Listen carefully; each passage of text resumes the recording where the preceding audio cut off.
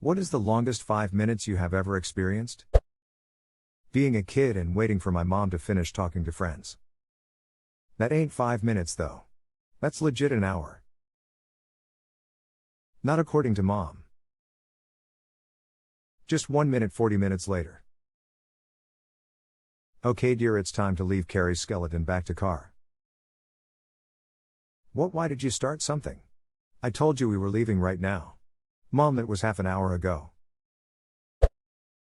I was on placement with a doctor and he told a patient that he might lose his leg due to diabetes. It obviously upset him, but the doctor left to go get something, leaving me in the room with him. He must have been gone for only 2 minutes, but I swear it felt like 20. The guy was quietly sobbing to himself and I had no idea what to do or say. Honestly, just being there with him was probably the best thing you could have done. Once the doc you were placed with left, you were the only thing stopping him from being fully alone in that super dark moment. Nothing you could have said would be more important or valuable than that. He actually thanked me later on in the day for sitting with him, but in my head I was like, why are you thanking me? I did nothing. But after reading this comment, I guess that makes sense. Deacon here, have been a chaplain. You sitting there with them was absolutely helping. We call it ministry of presence, but it doesn't have to be a spiritual thing. Patients so often feel so alone and isolated, so having someone there, not doing anything except being there with them, was a wonderful gift. On the way to a toilet, trying to hold back destructive diarrhea in a public place. Then trying to silence your butthole as it sputters out in a bathroom stall where there is a huge gap between the bottom of the door and the floor, and where every little sound seems to echo. Then cleaning up with ducking 1-ply toilet paper. I used to deal with this at least once a month for my period. Sometimes vomit at the same time as diarrhea. I was in college, so every bathroom I had access to was a public bathroom. Sucked. Edit, obligatory thank you kind stranger. Also, for people saying you experience this, please talk to your obgyn. There are birth controls that do wonders. I still get period shits but no more vomit, and it's no longer so bad that I think I'm going to die. Not even close. One day shortly after lunch at work I had to rush to the bathroom. I ran on in and sat down in the far left stall. I hurriedly undid my pants and sat down to take care of business. As I sat down, a second man entered the middle stall. I heard him undo his pants, and just after that I let go the floodgates. Turns out there was a third dude in the far stall. And both of us released a torrent of brown hell into the toilets. It was an orchestra of butthole magnificence. After the 3 seconds OF unleashed brown fury, it came to a stop almost as fast as it began. At the same time with my third stall partner. The poor guy in the middle stall zipped his pants up, did up his belt, and left. Poor middle guy felt like he wasn't worthy. In 5th grade, while the principal was listing off the profanities, I searched on Google Earth. Waiting in front of the bathroom because I need to pee but my brother locked the door. 10-year-old me waiting inside the restroom for my mom to come in and help me get my dong off my zipper. Vividly remember those 5 mins of excruciating pain. Longest 5 mins ever. That was the time I started wearing underwear. That was the time I stopped wearing pants. Being young and waiting for my mom to pick me up from somewhere and she was late. Waiting at the DMV line that lead to the true DMV line. Such a wonderful multicultural experience. The DMV really has it all. Disgruntled governmental employees, inefficient, on the verge of going postal, best assortment of cultural representation you'll find in one place. They should have food vendors and bands playing all types of music. It should be a more celebratory experience. Hot dogs. Get your hot dogs here. Have yourself a snack while you're waiting for eternity. And chimichangas. And kebabs. And I got my musician over here and he's jammin'. Take it away, Slim. Music ensues. Waiting for that pregnancy test result, regardless of how you want the result to sway. Waiting for HIV tests as well. Even if you were with the same person since the last time you both got tested or used condoms every time, you can't help but wonder if some Lifetime movie shit is about to happen to you. Yes. I had to wait 5 days for my STD panel to come back. All negative, but that was the longest few days of my life. My son was silent when he was born. The doctor gave me a serious look, handed me the scissors to cut the umbilical cord, and then rushed my son to a table on the other side of the room. I moved to the head of the bed to tell my wife what a great job she did. I honestly have no idea how long it took to hear him cry, but those minutes were the longest year of my life. He turned 20 last month.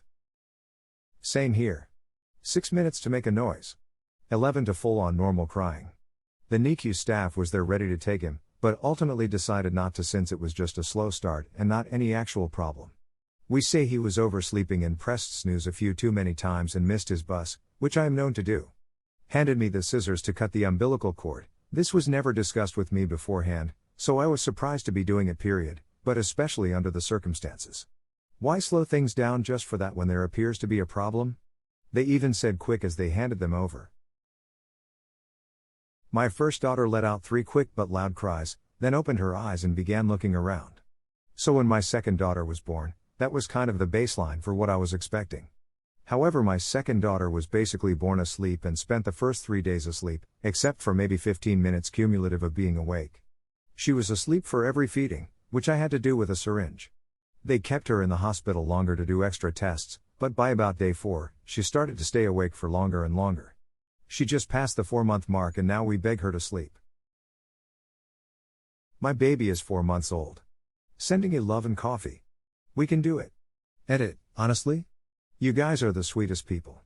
I'm so thankful for your positive comments and thank you for gold 3. You guys are pure gold yourselves. A huge hug from over the Atlantic and have a lovely week.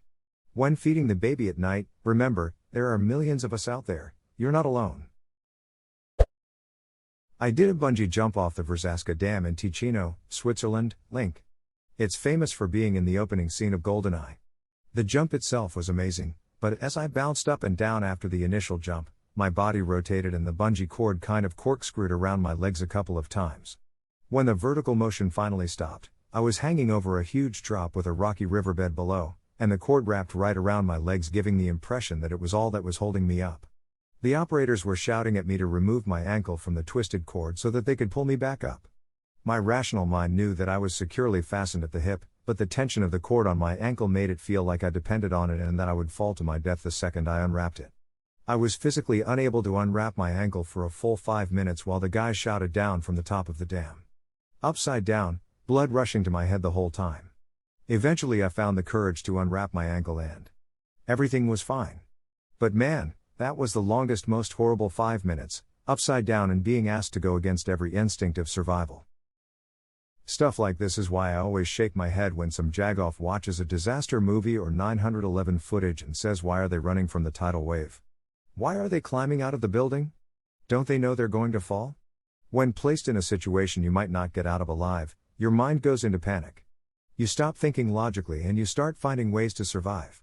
The things you do aren't going to make sense, although it did technically make sense on 911 because it was either risk falling and dying quickly or burning to death.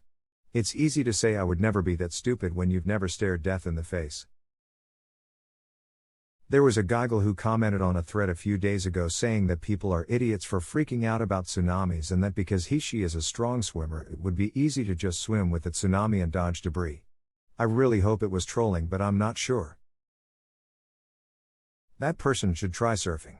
All it takes is getting absolutely wrecked by normal size waves to realize you wouldn't stand a chance against a tsunami. That person should try getting in the ocean just once. Shit's ducking scary. Nothing quite like being carried by a current. I have a friend who drowned while on vacation with his family in the Outer Banks of North Carolina. He was a pretty strong swimmer and was only out up to his chest. In the morning I'm seeing awesome family vacation pics on Facebook of him walking to the donut shop with his oldest and playing in the sand with his 6-year-old triplets, or lots of pictures of the baby on beach blankets, and by the afternoon I'm seeing posts addressed to his wife saying, "Katie, I'm so sorry for your loss. Please let me know if you need anything." I was shocked by how quickly things can change.